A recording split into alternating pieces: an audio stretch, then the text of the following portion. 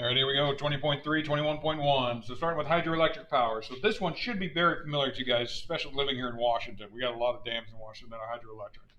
Like one of the pictures that they show on 571 is a dam in Snake River here in Washington. Now this basic picture is the typical type of dam we see. It's what's called a storage dam is what it is. So big, huge kind of lake behind it. Then we let the water flow downhill, use that gravity to turn a turbine, we make electricity. Pretty straightforward. Now, and I wrote on 571, there is not a sticky note at 570, but on 571, I talk about how there's three different types. There's storage, like I just pointed out, water stored behind the dam. There's a run of the river one, which is using the flow of the river to generate power. And this can either be like kind of diverting part of the river to something on the side, kind of like diverting the river just a little bit, or simply have kind of like little, like, you know, kind of like the old school mills that used to turn grain, kind of something like that. But it's small enough that it doesn't impede fish migrating, but it's enough to grab that river's energy. Then there's also a thing called pumped storage. So you move water from low to high reservoir. And they do this typically when the prices for electricity are low because demand is low. So basically it's really cheap to use that electricity to pump it to a high reservoir. Then when demand is high, they're ready to go. They have a lot stored up there, and then they can use it like a typical storage dam. All right, moving on to 572. So, like I wrote here, hydropower is awesome, but it has some impacts. So, it prevents flooding, which prevents nutrient-rich sediment deposits.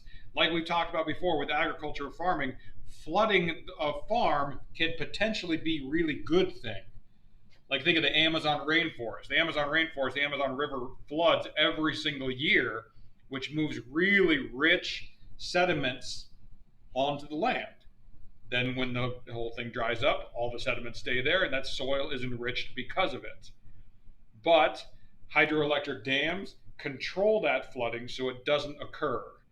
It also displaces ecosystems and people. And we've talked about this a little bit with the eminent domain, like that Three Gorges Dam in China that basically just flooded a bunch of cities and villages, and they were like, hey, you got to move. So it can do that above the dam, but downflow, as we talked a little bit about today, it can basically change the dynamic of the river. You know, it really slows down the flow of the river, so the ecosystem down there is really affected as well. All right, so the last one on 573 here. So we're probably not going to expand much more as there's already a lot of dams, and we talked about that. So hydroelectric power is great, but getting a permit to block a river is more and more and more difficult because there's so many things that rely on rivers now. And then their environmental impact, you basically got to make it, you know, so, hey, these fish aren't being displaced, but that's obviously a very difficult thing to do. All right, so now moving to 20.1. So this house, as you can see, has got a whole bunch of these solar panels. Now they are going to refer to them, just FYI, you can see it down here at the very bottom, rooftop photovoltaic solar panels. That's typically what they use, or they're called them PV solar panels. So like you can see on the right-hand side bottom there, installing PV solar panels. Just kind of want to let you guys know what that is, just in case you guys see it and I get confused. So this is basically about central case study. This is basically how Germany is really, really, really pushing for solar energy, which is awesome. All right, so we're on 579. This is when we talk about the new renewables, which somebody brought up the other day, but these new renewables are these wind, solar, and geothermal and ocean energy sources. So they're named new because they're just now being used in large scale. So for a while, they were more just kind of ideas that like universities were trying to figure out. Now that the technology's been figured out, now you can start mass producing them. And so that's why they're starting to be used on a large scale to start replacing some of the other energy sources. Technology is also growing very rapidly, and they are likely to play a really, really big role in the future. And like we've talked about, 15 or 20 years down the line, potentially this can be completely removing fossil fuels from our world or from our country, which would be a really good thing. All right, so moving on to 580. So renewables are very good economically So they create what are called green collar jobs. So have you ever heard of like a white collar job versus a blue collar job? Like the white collar job is like, the CEO of the company and Wall Street and stuff like that. Whereas the blue collar jobs is like, the electrician and the plumber and the construction worker, that kind of stuff. They call them green collar jobs because basically they're working in like the quote unquote green industry.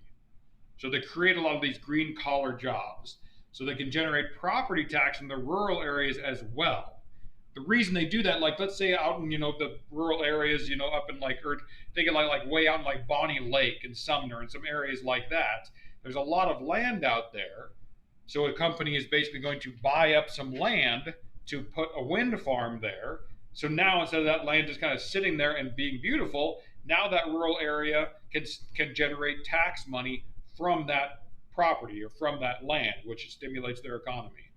It also can revitalize communities because some of those rural areas, like think of like those old kind of abandoned mines, that town that mine supported now could potentially be kind of like funded and revitalize that community based on these new jobs that are coming in with these wind farms and whatnot.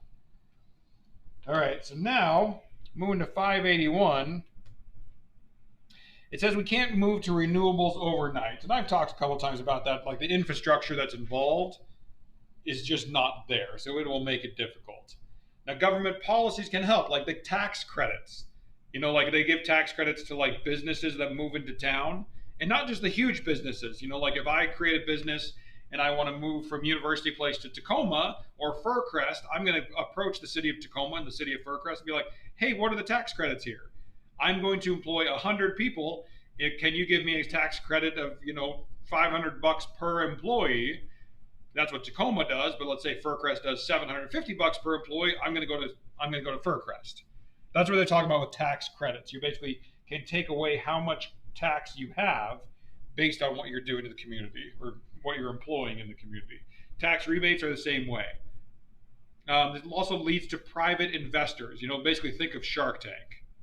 If those guys see, hey, if I invest $1 million, I could see myself in 5 years, that thing is now worth $10 million. So those private investors, they call them entrepreneurs, those guys that are potentially going to start pushing money into this. And then the government subsidies. I've talked about this a few different times. Instead of like kind of stimulating and giving money to like the oil and gas industry is a lot of what I talk about. But there's government subsidies for a lot of different stuff, for healthcare and for welfare and food stamps, unemployment. All those things are subsidies. So if you kind of move some of that money around, you can stimulate that switch to renewable energy. This study here, or this science behind the story, is kind of interesting because this guy that runs some stuff at Stanford talks about how basically we can move everything from fossil fuels to renewable energy. So this is actually a really good kind of talk about it. And one of the things that he's proposing is, like, you can see the chart there. So he's talking about, you can see fossil fuels and nuclear power is basically nothing at around like 2045, so about 25 years from now. That's his thing as of today. That's what he's proposing. And so that's why, like I was talking about, in the next 10 or 15 years, we can't get away from them, but we can really, really, really start diminishing it. Like 2020, we're right here. We can really start diminishing how much of that stuff goes on. All right, so next part is solar energy, but that's the next reading quiz, or the next section we'll talk about. So leave some questions so we can chat.